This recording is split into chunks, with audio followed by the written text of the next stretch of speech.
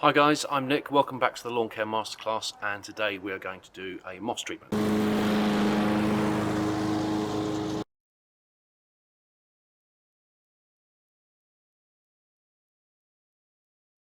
If it's your first time here and you haven't subscribed yet, click on the subscribe button for all the latest updates that will be coming over the next few months. Okay, first off, first message is a big apology to all my subscribers.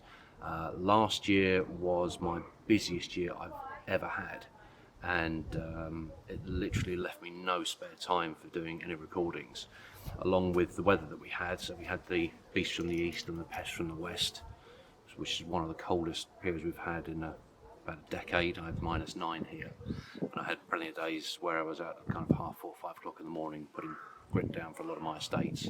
Then we had one of the wettest springs for 2 months that we'd had in, I think it was nearly 20 years. And then we had our summer, which was one of the hottest, longest summers we've had in nearly 40 years. So by the time we got to the end of that, I ended up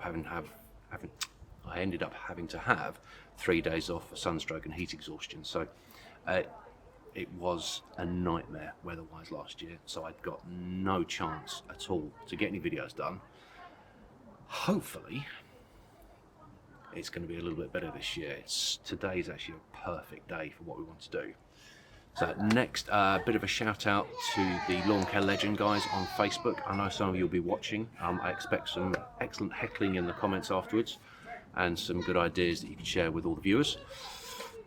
Right, tips to start this job. Okay, so we're going to be using a product called Lawnsand 2, and it's made by Westland, I think.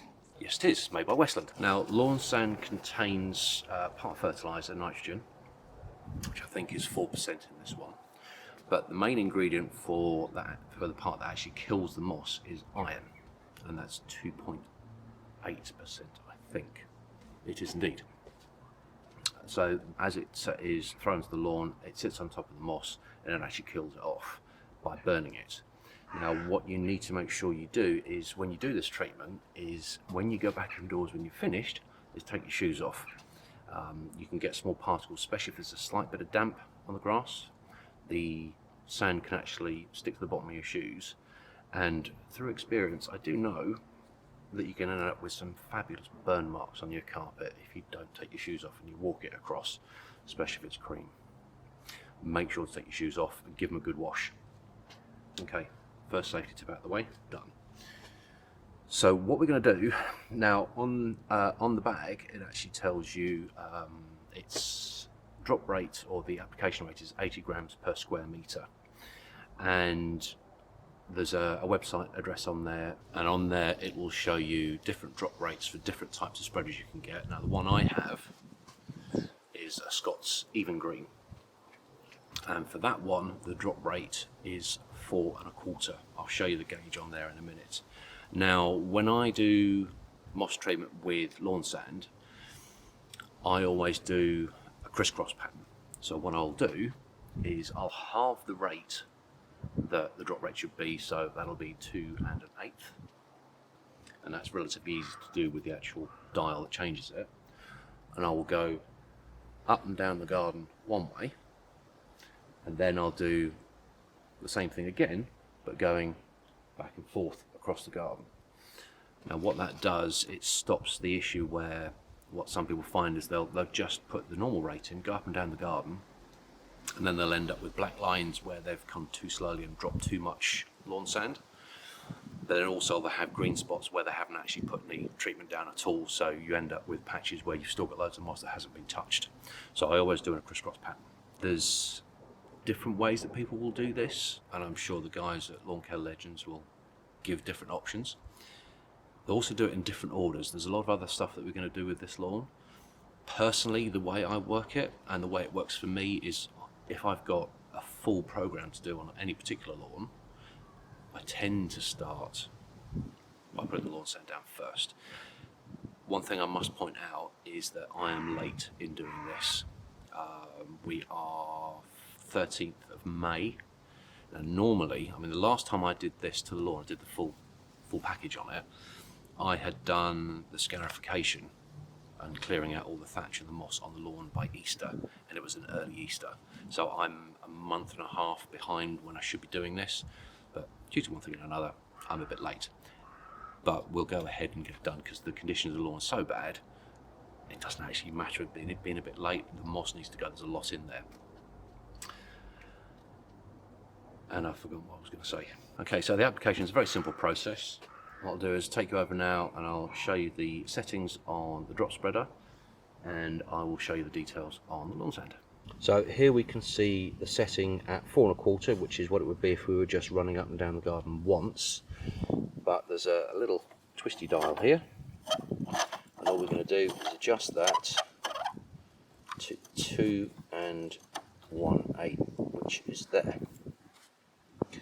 And that will give us the correct setting, correct drop rate, so that we use half of the lawn sand going one direction up the garden and then the other half going the other way. Just as a side note, I've got an audience. This is one of my cats. This is Hamlet, and he desperately wants to come out, but he's not allowed out. Hello, baby. Yeah, yes, exactly. Okay, so this is the lawn sand that I use, made by Westland. There are lots of companies that make this. To be honest, there's very, very little difference between them. This one has the additional nitrogen to give the lawn a little bit of a feed. You don't need to have that, because part of the process that we're going to be doing on this lawn is putting down a feed and weed a little bit later on. So the nitrogen that's in this will give the grass a slightly richer, darker green in a week or so, but it's not necessary. If the lawn sand you find only has the iron to kill the moss, that's absolutely fine, and it will work with what we're going to be doing with this lawn. So lawn sand are these very fine granules, and as you can possibly see, the wind's blowing it because it's so light. So all we're going to do is tip that into the spreader. Another tip: always wear gloves. It's quite stinky and it can actually give quite a bad reaction on your hands if you haven't got gloves on, so always make sure you're wearing gloves. I'm going to tip the lawn sand into the spreader and have it evenly across the bottom so that as it drops it doesn't run out in any part.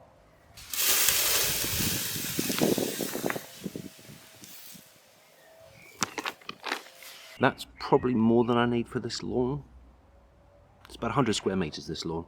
And that will probably be more than enough, but we'll see what we've got left at the end. Just have one last look at what we're treating.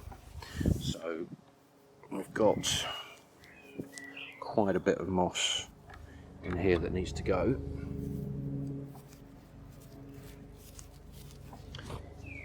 And the main problem with this garden is it gets so much shade that it causes a lot of moss over a large portion of the garden. So there's going to be quite a big effect once this is done. Okay, so the drop rate is set on the spreader's full.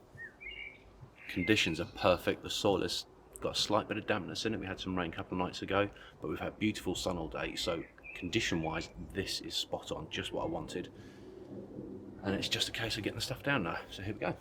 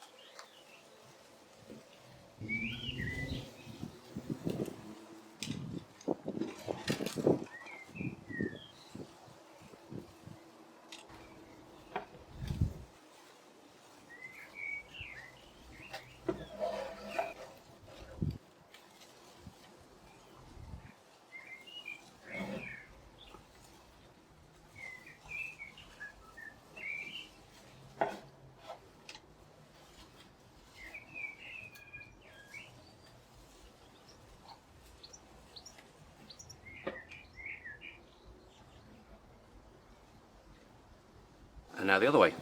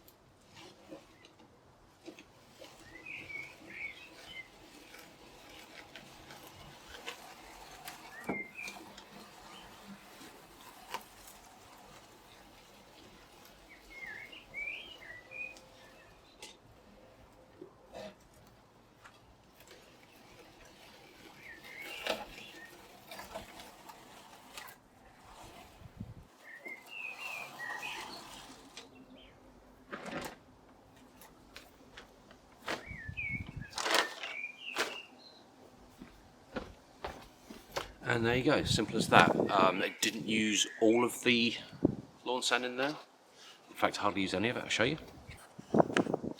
So still a fair bit left in there, so we can easily tip that back.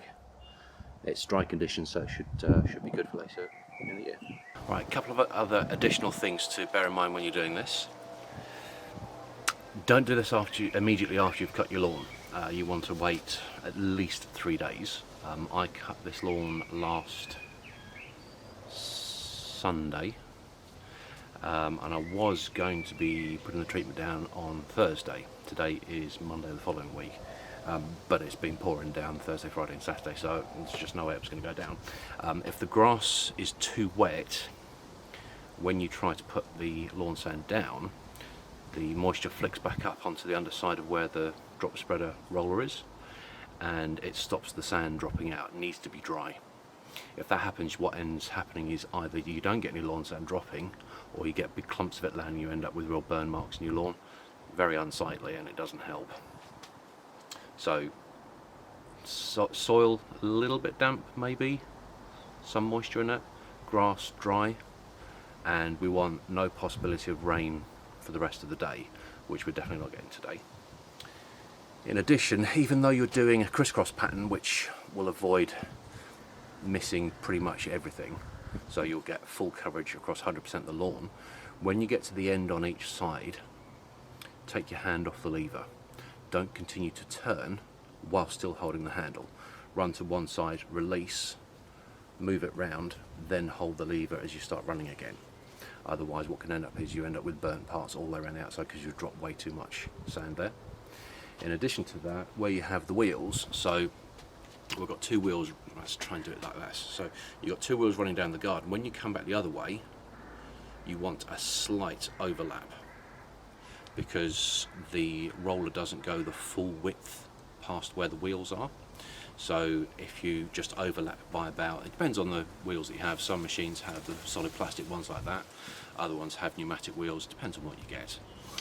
If you've got one of the rotary spreaders that throws it about, you don't have to be too careful about overlapping, because you've got spread going everywhere anyway, which isn't a problem. But with this one, just make sure there's a little bit of overlap on it. It's a little bit like when you're cutting grass with a lawnmower. You tend to overlap a little bit to make sure you cut all the grass. Same with this one for the actual drop of the lawn sand. And that's it on the tips.